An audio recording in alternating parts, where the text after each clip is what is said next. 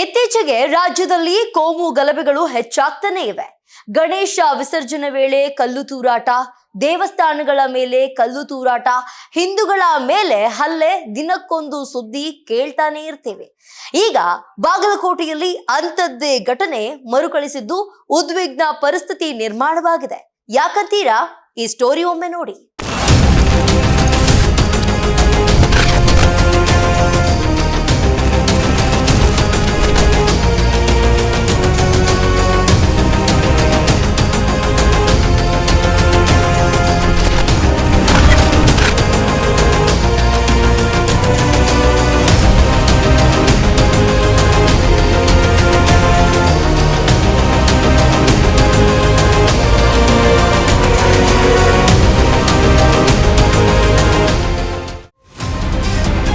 ಶಿವಾಜಿ ಪ್ರತಿಮೆ ಮೆರವಣಿಗೆ ವೇಳೆ ಕಲ್ಲು ತೂರಾಟ.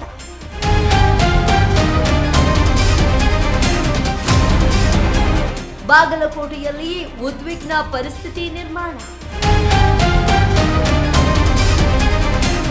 ಛತ್ರಪತಿ ಶಿವಾಜಿ ಮಹಾರಾಜರ ಜಯಂತಿ ಅಂಗವಾಗಿ ಮೂರ್ತಿ ಮೆರವಣಿಗೆ ವೇಳೆ ಕಿಡಿಗೇಡಿಗಳು ಕಲ್ಲು ತೂರಾಟ ನಡೆಸಿದ್ದಾರೆ. ಬಾಗಲಕೋಟೆ ನಗರದ ಹಳೆ ನಗರದ ಪಂಕ ಮಸೀದಿ ಬಳಿ ಮೆರವಣಿಗೆ ಬರ್ತಿದ್ದಂತೆ ಕಿಡಿಗೇಡಿಗಳು ಕಲ್ಲನ್ನ ತೂರಿದ್ದಾರೆ. ಘಟನೆಯಲ್ಲಿ ಪೊಲೀಸ್ ಸಿಬ್ಬಂದಿ ಸೇರಿ ಸಾರ್ವಜನಿಕರಿಗೆ ಗಾಯಗಳಾಗಿವೆ. ಕಲ್ಲು ತೂರಾಟ ಹಿನ್ನೆಲೆ ಸ್ಥಳದಲ್ಲಿ ಉದ್ವಿಗ್ನ ವಾತಾವರಣ ನಿರ್ಮಾಣವಾಗಿದೆ.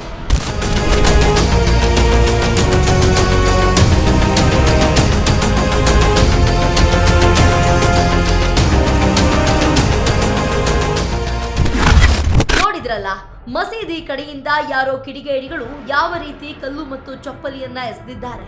ಕಲ್ಲು ತೂರಾಟ ನಡೆದ ತಕ್ಷಣ ಅಲ್ಲೇ ಇದ್ದ ಪೊಲೀಸರು ಜನರನ್ನ ಚದುರಿಸಿ ಪರಿಸ್ಥಿತಿ ತಿಳಿಗೊಳಿಸುವ ಯತ್ನ ಮಾಡಿದ್ರು.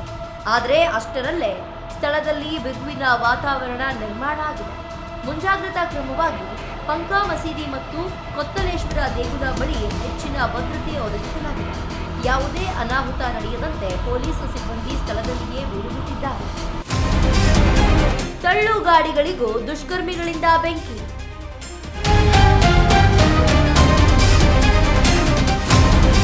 ಹಿಂದೂ ಪರ ಸಂಘಟನೆಗಳು ನಿಗಿ ಕೆಂಡ. ಇಷ್ಟೇ ಅಲ್ಲ, ಕಲ್ಲು ತೂರಾಟ ಬಳಿಕ ತರಕಾರಿ ಮಾರುಕಟ್ಟೆಯ 3 ತಳ್ಳುಗಾಡಿಗಳಿಗೆ ದುಷ್ಕರ್ಮಿಗಳು ಬೆಂಕಿ ಹಚ್ಚಿ ಅಟ್ಟಸಾಹಸವನ್ನ ಮೆರೆದಿದ್ದಾರೆ. ಸ್ಥಳದಲ್ಲಿದ್ದ ಪೊಲೀಸ್ ಸಿಬ್ಬಂದಿ ಕೂಡಲೇ ಬೆಂಕಿ ನಂದಿಸುವ ಕೆಲಸವನ್ನ ಮಾಡಿದ್ದಾರೆ.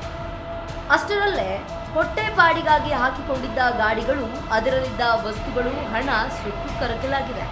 ಇನ್ನು ಘಟನೆ ಖಂಡಿಸಿ ಯುವಕರು ರಸ್ತೆಯಲ್ಲಿ ಪ್ರತಿಭಟನೆಗೆ ಮುಂದಾಗಿದ್ದು ಕಲ್ಲೆಸೆದವರನ್ನ ಬಂಧಿಸಲೇಬೇಕು ಎಂದು ಒತ್ತಾಯಿಸಿದ್ದಾರೆ. ಇನ್ನು ಈ ಘಟನೆಯನ್ನ ಶ್ರೀರಾಮ ಸೇನೆ ರಾಷ್ಟ್ರೀಯ ಅಧ್ಯಕ್ಷ ಪ್ರಮೋದ್ ಮುತಾಲಿಕ್ ತೀವ್ರವಾಗಿ ಖಂಡಿಸಿದ್ದಾರೆ. ಜಿಹಾದಿಗಳಿಗೆ ಕೊಡುವ ಕುಮ್ಮಕ್ಕೆ ಗಲಭೆಗೆ ಕಾರಣ.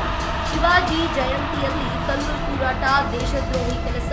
ಇಡೀ ಪ್ರಕರಣಕ್ಕೆ ಕಾಂಗ್ರೆಸ್ ಸರ್ಕಾರ ಕಾರಣ ಅಂತ ಕೆಂಡಾಮಂಡಲರಾಗಿದ್ದಾರೆ. ಒಂದು ಮಸೀದಿ ಎದುರುಗಡೆಗೆ ಬಂದ ತಕ್ಷಣ ಕಲ್ಲು ಚಪ್ಪಲಿಯನ್ನು ಎಸೆತಾರೆ ಅಂತಂದ್ರೆ ಇದೊಂದು ಅತ್ಯಂತ ಹೀನವಾದಂತ ಕೃತ್ಯ. ಈ ದೇಶದ್ರೋಹಿ ಕೃತ್ಯ, ಹಿಂದೂ ದ್ರೋಹಿ ಕೃತ್ಯ. ಛತ್ರಪತಿ ಶಿವಾಜಿಯ ಮೆರವಣಿಗೆ ಮೇಲೆ ಕಲ್ಲು ಎಸೆದಿದ್ದಲ್ಲ ಇದು. ಹಿಂದೂಗಳ ಮೇಲೆ, ಹಿಂದೂ ಧರ್ಮದ ಮೇಲೆ, ದೇಶದ ಮೇಲೆ ಕಲ್ಲು ಎಸೆದಿದ್ದು ಅಂತ ನೆನಪಿಟ್ಕೊಳ್ಳಿ. ಇದೆಲ್ಲದಕ್ಕೂ ಕರ್ನಾಟಕದ ಕಾಂಗ್ರೆಸ್ ಸರ್ಕಾರವೇ ಹೊಣೆ ಇದೆ. ಅವರಿಗೆ ಜಿಹಾದಿಗಳಿಗೆ ಕೊಡ್ತಾ ಇರುವಂತ ಕುಮ್ಮಕ್ಕೆ ಕಾರಣ ಅಂತಕ್ಕಂಥದ್ದು. ಛತ್ರಪತಿ ಶಿವಾಜಿ ಮಹಾರಾಜರ ಮೇಲೆ ಮೆರವಣಿಗೆ ಮೇಲೆ ಕಲ್ಲು ಎಸೆದು ಅಂತಂದ್ರೆ ಇಂಥ ನೀಚರು, ಇಂಥ ದ್ರೋಹಿಗಳು. ಸೊ ಇವರನ್ನ, ಈ ಮಾನಸಿಕತೆಯನ್ನು ಮಟ್ಟ ಹಾಕುವಂತೆ ಹಿಂದೂ ಸಮಾಜ ಬಹಳ ದೊಡ್ಡ ಪ್ರಮಾಣದಲ್ಲಿ ಜಾಗೃತಿಯಾಗಿ ಒಟ್ಟಾಗಿ ಒಂದಾಗಿ ಉತ್ತರ ಕೊಡಬೇಕಾಗಿದೆ. ಫೆಬ್ರವರಿ 24ರ ಮಧ್ಯರಾತ್ರಿಯವರೆಗೆ ನಿಷೇಧಾಜ್ಞೆ ಜಾರಿ.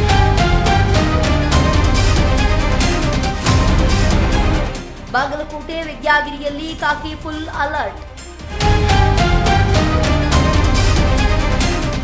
ಬೂದೆ ಮುಚ್ಚಿದ ಕೆಂಡದಂತಿರುವ ಬಾಗಲಕೋಟೆಯಲ್ಲಿ ನವನಗರ ವಿದ್ಯಾಗಿರಿಯಲ್ಲಿ ಫೆಬ್ರವರಿ 24ರ ಮಧ್ಯರಾತ್ರಿಯವರೆಗೆ ನಿಷೇಧಾಜ್ಞೆ ಜಾರಿಯನ್ನ ಮಾಡಲಾಗಿದೆ. ಸಾರ್ವಜನಿಕ ಸ್ಥಳಗಳಲ್ಲಿ 4ಕ್ಕಿಂತ ಹೆಚ್ಚು ಜನ ಸೇರಿ ತಿರುಗಾಡುವಂತಿಲ್ಲ. ಅಪಾಯಕಾರಿ ಶಸ್ತ್ರಾಸ್ತ್ರ ಹಿಡಿದು ಓಡಾಡುವುದು, ಸುರಕ್ಷತೆಗೆ ಧಕ್ಕೆ ತರುವಂತ ಯಾವುದೇ ಚಟುವಟಿಕೆ ಮತ್ತು ಅನುಮತಿ ಇಲ್ಲದೆ ಯಾವುದೇ ಸಭೆ ಸಮಾರಂಭ ನಡೆಸುವುದು, ಧರಣಿ ನಡೆಸಬಾರದು ಎಂದು ವಾರ್ನ್ ಮಾಡಿದ್ದಾರೆ. ಕೇಸ್ ಸಂಬಂಧ 8 ಆರೋಪಿಗಳನ್ನ ಬಂಧಿಸಿದ ಕಾಕಿ.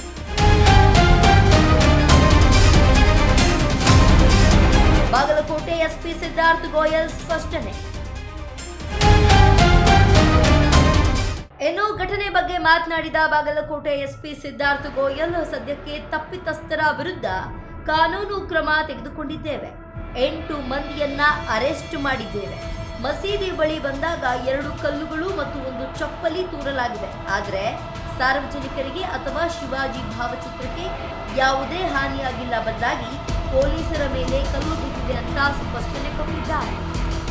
ಒಟ್ನಲ್ಲಿ ಬಾಗಲಕೋಟೆ ಬೂದಿ ಮುಚ್ಚಿದ ಕೆಂಡದಂತಾಗಿರೋದು ಸತ್ಯ. ಯಾವಾಗ ಏನು ನಡೆಯುತ್ತೋ ಅನ್ನೋ ಭಯದ ವಾತಾವರಣ ಸ್ಥಳೀಯರಲ್ಲಿ ಮನೆ ಮಾಡಿದೆ. ಇನ್ನು ರಾಜ್ಯದಲ್ಲಿ ಪದೇ ಪದೇ ಇಂತಹ ಗಲಭೆಗಳು ನಡೆಯುತ್ತಿರೋದು ಗೃಹ ಇಲಾಖೆಗೂ ಸವಾಲಾಗಿದೆ. ಗೃಹ ಸಚಿವರು ಇದಕ್ಕೆ ಯಾವ ರೀತಿ ಕ್ರಮ ತೆಗೆದುಕೊಳ್ತಾರೆ ಕಾದು ನೋಡಬೇಕಿದೆ.